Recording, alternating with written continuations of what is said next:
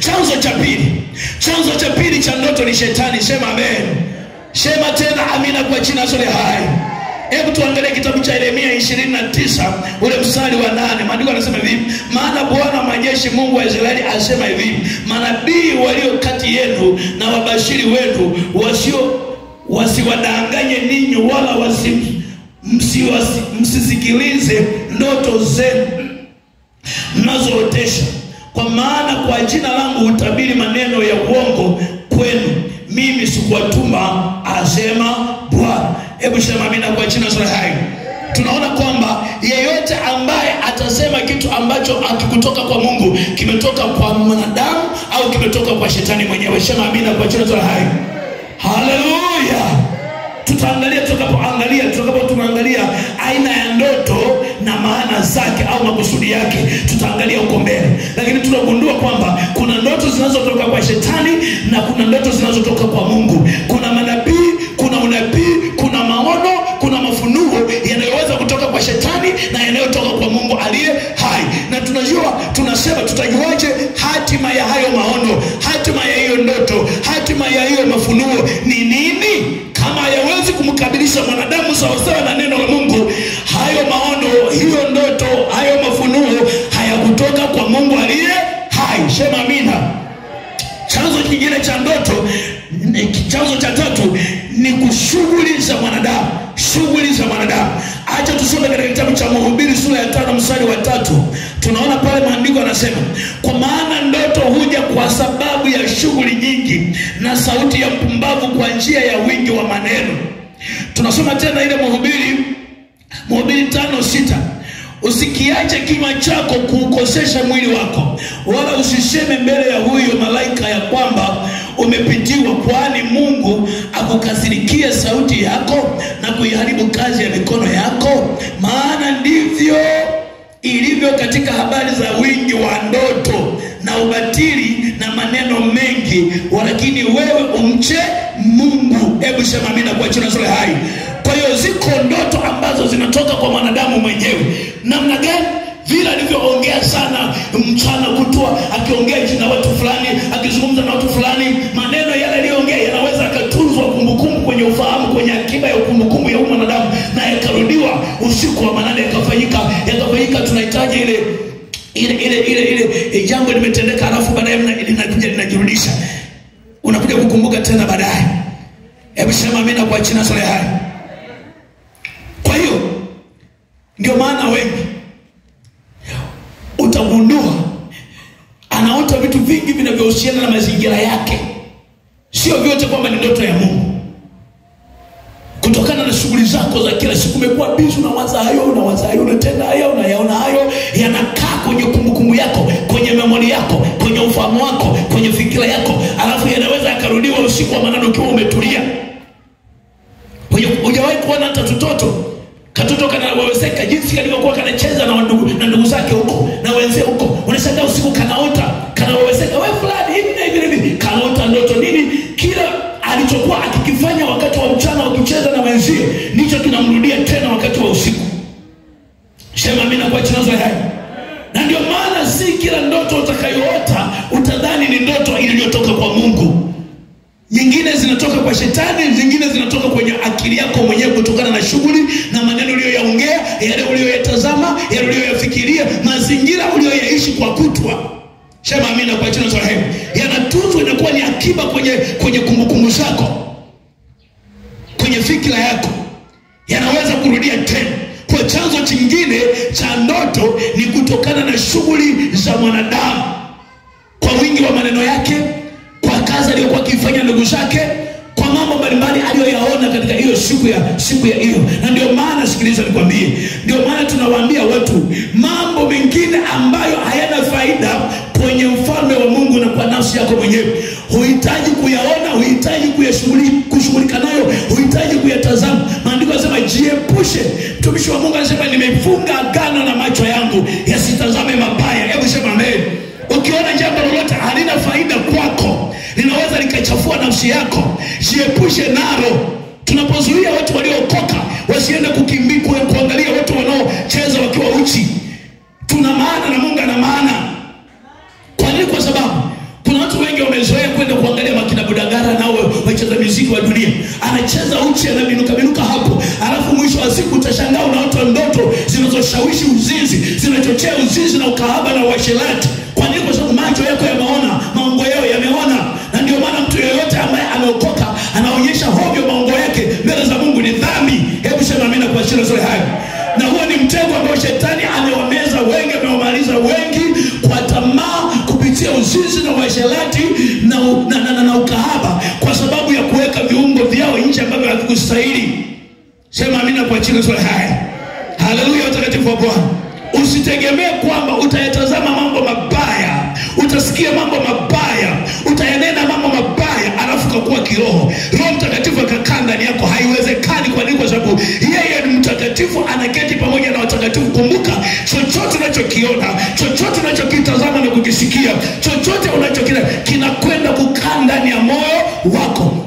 Unaposikia maandiko yanasema linda sana moyo wako kuliko yote uyalindayo, Mungu ana maana anasema maana ndiko zitokako chemichemi za uzima. Maana yake katika akiba njema ya mtu hutoka mema ya kimungu. Sema amen. Na hapo ndipo Roho Mtakatifu anaweza kukaa. Lakini katika hazina mbovu ya mtu hutoka maovu. Na hapo palipo maovu ndipo roho mchafu anapokaa. Kwa hiyo shetani anapomuotesha mtu ndoto, anatoa katika hazina mbovu ya mtu, ndio anayeweka ili aiweke katika matendo.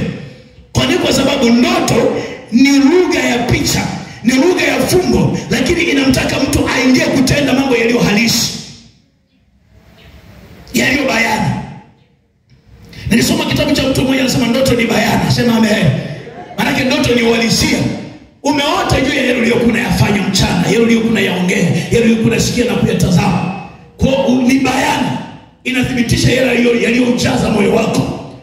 Umeota yale ambayo yametoka kwa shetani, ana lengo fulani, ana nia fulani, ana kusudi fulani. Umeota yale yaliyotoka kwa Mungu, ana lengo fulani na wewe. Anataka akufundishe kitu, anataka akuonye, anataka akuelekeze, anataka kuongoze kupitia lugha ya ndoto. Sema amina kwa jina la Yesu aliye hai. Haleluya kwa jina la Yesu Kristo aliye hai. Kwa hiyo ndoto inaweza ikatoka kwa Mungu, chanzo chake kawa ni Mungu, kwa lengo la kusema na wewe mwanadamu, akikupasha habari, iwe kwa kukuonya kwa namna yote. Lakini pia inaweza ikatoka kwa shetani. Shetani na yeye anakushawishi, anakuvuta, anakutia moyo katika uharibifu wake, katika uovu wake, katika mazingira yasiyofaa, ili uendelee kukaa humo. Sema amina kwa jina la Yesu hai. Mfano, unaota ndoto unafanya dhambi ya uzinzi, alafu na mke wa mtu au binti yoyote au mtu yoyote usiyomjua unafanya uzinzi, alafu ile picha inakaa kwenye akili yako. Inapokaa kwenye akili yako, mara nyingi utaanza kukutana, anakuletea mawakala. Unapopita mitaani, unapopita mijini, unapokutana shangaa siku hiyo ulioota usiku, unakutana na mtu kwa mfano wa yule uliyemuota, sura ile ile, umbo ile ile, mazingira yale yale. Nini anataka sasa? Au achachushe kila alichoweka ndani yako, ukiingize kwenye matendo. Hebu sema amen. Ndipo unashangaa mtu sasa anaanza kukodoa, anaanza kufuatia mtu, anaanza kuvuta ile picha aliyoiona usiku, aliyoyota usiku. Mwisho wa siku anaangukia kwenye dhambi ya uzinzi na uasherati. Tayari shetani anafanikisha. Haleluya. Haleluya. Kuna wakati mwingine tutaangalia kadri tunavyoendelea huko mbele. Sema amina kwa jina la Yesu Kristo. Muda wetu nao unasogea. Aina ya ndoto na makusudi yake. Aina ya kwanza ni ndoto ya maonyo. Hebu sema ndoto ya maonyo. Inaweza ikatoka kwa Mungu, ndoto ikiwa na lengo la kukuonya. Mungu anataka akuonye wewe. Aliwaonya wengi katika Biblia. Sema amen.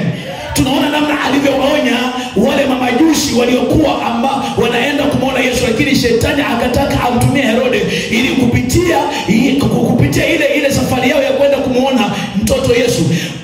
Baadaye wakapata taarifa wamrudie Herode, wamwambie ili Herode apange njama za kwenda kumwangamiza mtoto. Mungu akawaonya. Hebu sema amen. Akawaonya wasirudie ile njia. Asante Mungu kwamba walikuwa ni watii, hawakuweza kuirudia ile njia. Kwa hiyo mtoto Yesu akawa salama. Kwa hiyo kuna ndoto ambayo inaweza ikawa ni ndoto ya maonyo kutoka kwa Mungu. Anakuonya juu ya mwenendo, juu ya tabia, juu ya jambo unalolifanya, juu ya jambo unaloliwaza, juu ya jambo unalotenda, juu ya utumishi uliopotoka. Kwa namna mbalimbali anakuonya. Mungu anaweza akakuonya kama mzazi anavyoweza kukuonya, kama mtu akupendaye anavyoweza kukuonya, ndivyo Mungu anaweza kukuonya hata kupitia ndoto. Hebu sema amina kwa jina la Yesu aliye hai. akatumia maono. Ndio maana leo hii wako watu wengi ambao Mungu amewafunulia maono ya jehanamu, ya huko kuzimu, namna watu wanavyoteswa, namna watu wanavyohangaika, namna watu wanavyopotea, namna watu wanavyolia. Anatuonya sisi ili tusiiendee hiyo njia ambayo inaweza kutupeleka wapi? Jehanamu. Sema amen. Sema tena amina kwa jina la Yesu hai. Ndio Mungu anaweza katuonya. Hebu tuangalie katika maandiko matakatifu. Kitabu hicho cha tumekwisha kukisoma hicho cha Herode, tukasoma hiyo 2:22.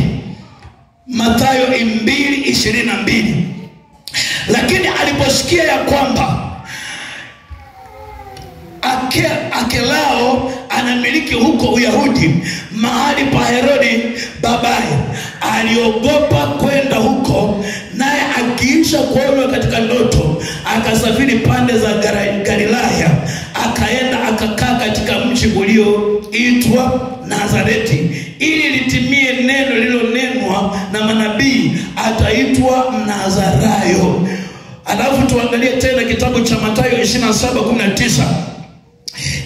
Kitabu cha Mathayo 19 anasema hivi: na alipokuwa ameketi juu ya kiti cha hukumu, mkewe alimpelekea ujumbe akamwambia, usiwe na neno na yule mwenye haki, kwa sababu nimeteswa mengi leo katika ndoto kwa ajili yake. Nao wakuu wa makuhani na wazee wakawashawishi makutano ili wamtake Baraba na kumwangamiza Yesu.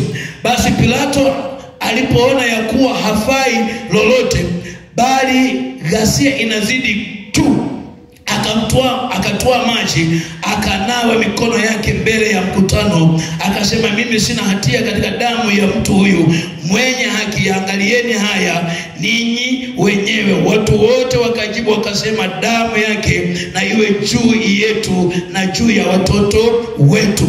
Unaona, huyu ni mke wa Herodia anaonywa na Mungu kwa habari ya mpango unaopangwa wa kumangamiza mtumishi wake Yesu Kristo. Sema amen. Wakati wanapanga mipango ya kumuua Yesu, ndipo Mungu akasema na huyu mke wa Herode usiku, akamuonya kwamba huyu mtu ni mwenye haki. Ingawa amepangwa kuuawa, amepangwa kutendewa mabaya, lakini hatendewi hayo, hahukumiwi hayo katika uharibifu, katika uovu. Hajatenda jambo lolote ovu. Huyu ni mwenye haki. Sasa angalia namna ambavyo mume wako asija kamtenda kaungana na hao ambao wamepanga kumwangamiza, kwa sababu huyu ni mwenye haki. Kwa hiyo akatumia ndoto kumwonya ili Herode apate kujiepusha na umwagaji wa damu ya mtu asiye na hatia. Sema amina kwa jina la Yesu hai. Akaonywa na Mungu kupitia ndoto. Hatusemi aliotaji, haijaeleza aliotaji, alionaonaje, lakini iko namna ambavyo alionywa asije akahusika katika njama ya kumuua Yesu aliye mtakatifu. Lakini haishii hapo tu. Wako watumishi wengi ambao walionywa na Mungu kupitia ndoto. Hebu sema amen. Hebu sema tena amina kwa jina la Yesu. Walionywa kama vile ambavyo na wewe unaonywa. Kwa hiyo iko namna shetani pia anaweza akaitumia ndoto kwa lengo la kumtisha mtu wa Mungu. Mungu akijalia tutaangalia vizuri namna shetani anavyotumia ndoto kumtisha mtu. Amina. Kumtenga mbali na kweli ya Mungu. Kumtenga na makusudi ya Mungu. Kumwogopesha. Linaweza likawapo jambo jema Mungu anataka ulifanye, lakini shetani akakutisha katika ndoto ili uogope kulifanya hilo jambo. Na ndio maana inahitaji kuthibitisha hiyo ndoto. Sema amina kwa jina la Yesu. Ili tujue mapenzi ya Mungu katika hilo jambo. Nini mapenzi ya Mungu? Nini mapenzi ya Mungu? Shetani amewatisha wengi kupitia ndoto. Sema amina.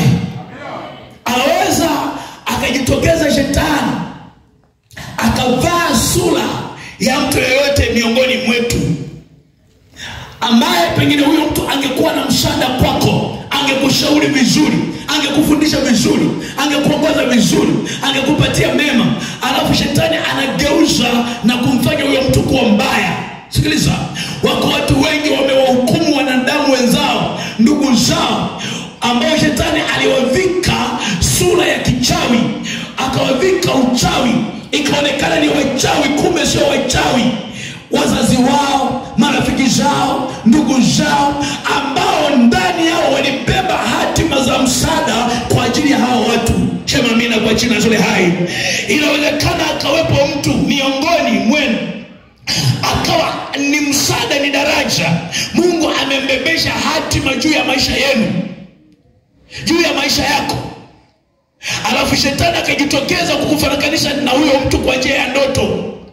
Ukaona katika maono anakufanyia uchawi, anakufanyia uharibifu, na pasipo kuchukua hatua, pasipo kuomba Mungu, pasipo kufikiri kutafakari sana, ukachukua hatua za kujitenga na huyo mtu na kumuona mbaya. Kumbe ndiye aliyebeba hatima ya majibu yako, kumbe ndiye aliyebeba hatima ya makusudi yako.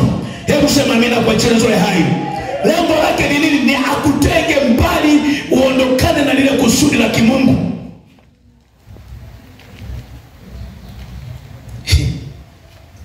Unafikiri danganya? Nilikuwa naongea na mtumishi mmoja, kwa ambaye huwa anashiriki ibada zetu kwa njia ya mtandao. Anasema aliota ndoto, alikutana na mtoto anamwambia, mama nimeota. Kumbuka yule ameokoka, yani yule mtumishi ameokoka na anamtafuta Mungu kweli kweli. Lakini katoto kakaota ndoto eti kanamuona mama anakuja kumloga, mama anakuja kumla nyama, mama anakuja kumchawika. Kale katoto kakashtuka, kakakosa amani, kakaanza kumwogopa mama yake, kakajengewa hofu juu ya mama yake. Sasa kumbuka, yule mama alikuwa ni msaada mkubwa kwa yule mtoto. Alikuwa anamfundisha, alikuwa anamuelekeza, anamuongoza katika njia ya uchaji. Shetani likachukua sura ya mama katika ulimwengu wa roho, likamfanya kuwa mbaya kwa huyo mtoto. Kwa hiyo mtoto akawa anamuogopa. Na ndipo alipoendelea kuomba, akaanza kusema, mbona huyu mtoto amebadilika? Huyo mtu amekuwa tofauti. Huyo mtoto, uhusiano wetu umekuwa mbali. Mbona hana uhuru tena na mimi? Mbona kuna kiburi fulani kinatokea? Ndipo alipokuwa anaendelea kuomba, na mwisho wa siku akaongea naye. Ndipo yule mtoto akafunguka, akasema, mama, nimeota na sio mara moja, imenitokea mara kadhaa. Naota wewe una watu fulani mnakuja kunila nyama yangu. Sema amen. Yule mama akashangaa, ni mtu anayejibidisha katika Mungu. Anasema mtumishi, ni kwamba yani kabisa na mtafuta Mungu, mimi sio mchawi kabisa, na hiyo ndoto inanipa shida sana. Akasema hapana, kuna namna ambavyo shetani alikuwa anakutenganisha mwalimu mtoto kupitia sura. Na cha msingi wewe ombea nafsi yako ulinzi, jifarakanishe na mamlaka za giza na ufalme wa giza, ili shetani asipate nafasi ya kuchukua sura yako na kuitumia kwa ajili ya kukutenganisha na watu wengine. Leo kuna watu wamegombana, kuna watu wamekuwa na fitina, kuna watu wamefarakana, kuna watu wametengana kabisa, hawaongei, kuna watu wametendeana mabaya, kuna watu wamelipiana visasi kwa sababu ya faraka ya shetani, kwa sababu ya shetani aliwafarakanisha kwa njia ya ndoto. Unaota kabisa fulani anakuja kukuroga. Mtu mmoja aliota ndoto, ananiambia aliota ndoto ambayo ilikuwa inamtenga na mimi. Yani yeye alikuwa ameambiwa na watu. Unaona kwa hivi tunavyosema kwamba ndoto huja kwa shughuli na maneno na yale uliyoyaongea kutoa. Walikuwa mahali wananiongelea, sema amen. Wananiongelea watu wanasema huyo ni Freemason, huyo ni mchawi, huyo. Usiku akaonyeshwa. Ila wakati wote alikuwa anasikia kabisa. Anasikia kuja kanisani, anasikia kunishirikisha, anaona maono mazuri yanayotuconnect ulimwengu wa roho. Alafu shetani lilipogundua kwamba anataka kurejea kanisani huku, likaamua kutumia mawakala, likaamua kutumia ndoto, likamtia hofu, likamtia mashaka, likamtia woga. Akabaka anajiuliza, akabaka anajiofia. Tayari shetani akafanikiwa, na kama angekosa msaada wa kufunguliwa ili apate kuniambia ile ndoto, apate kusaidiwa, tayari wakati huo yeye angeungana na wale. Kwa hiyo mchungaji ni mbaya, Lakini wako wengi ambao wana vifungo, wana minyororo, wana dhiki na tabu, wanahitaji Yesu awafungue, Yesu awatendee mema. Ila shetani amewazuia ulimwengu wa roho, amewafarakanisha ulimwengu wa roho, amewatenga kwa njia ya ndoto. Wameishia kubaki na tabu zao na shida zao na maumivu yao na mateso yao na magonjwa yao, na watapotea kwa njia hiyo wakikosa msaada wa Mungu. Sema amen. Tembea amina kwa jina zuri hai. Nikaa naongea na mtumishi wa Mungu juzi hapa, anasema alipata taarifa siku za nyuma wakati tunaendelea na vita hapa. Akawa anapata taarifa kutoka kwa watu wenyeji wa mji. Wanamwambia ile kanisa ile mtumishi hivi na vile anatumiwa kurubuni watoto. Si ndivyo ilivyokuwa watumishi wa Mungu? Unafikiri kama hana ujasiri wa kuthibitisha, hata hapa angeogopa, angesema mtumishi wa Mungu alishaharibika huyu, yaani sasa alishaharibika. Wako watu wengi walitiswa mpaka sasa hivi wanajuta. Na kwa sababu walishangilia, wakawa na maneno mengi ndani ya mioyo yao, mnashuhudia kabisa ya kwamba tulitoka katika njia ya haki, katika njia ya kweli, tumekosa msaada. Ila shetani huyo tena amerudi, anasema kwa maneno yale, kwa vita ile, kwa masengenyo yale, kwa namna ile, watakuonaje? Watakuonaje? Mchungaji atakuonaje? Hebu sema amina kwa jina la Yesu. Mimi ninaona moyoni mwangu, njooni kwangu ninyi nyote msumbukao na wenye kulemewa na mizigo, Yesu atawapumzisha. Nira yake ni laini na mzigo wake ni mepesi, nanyi mtapata raha na usini mwake. Yeye ni Bwana wa wote wenye mwili, yeye ni Mungu ambaye rehema zake ni za milele, hana ukomo katika kurehemu maelfu na maelfu ya watu wanaomwendea wakijitambua wako nje ya mapenzi yake. Yeye ni mwingi wa rehema, wala siwezi nikaona ubaya kwa yeyote anayemkimbilia Yesu aliye hai. Maandiko yanasema mliyatenda hayo pasipo kujua, lakini sasa Bwana anawaita mpate kutubu na mpate burudiko la mioyo yenu. Zipate kuja nyakati za kuburudishwa, nyakati za huzuni ziondoke, nyakati za fitina baraka, nyakati za chuki ziondoke, zipate kuja nyakati za amani. Tafuteni kuwa na amani na watu wote na wote utakatifu ambao hapana mtu atakayemwona Mungu asipokuwa nao. Hebu sema amina kwa jina la Yesu aliye hai. Kwenye maisha yangu nilihesabu mwanadamu yote mwenye mwili hata kuja kuwa adui yangu hata siku moja.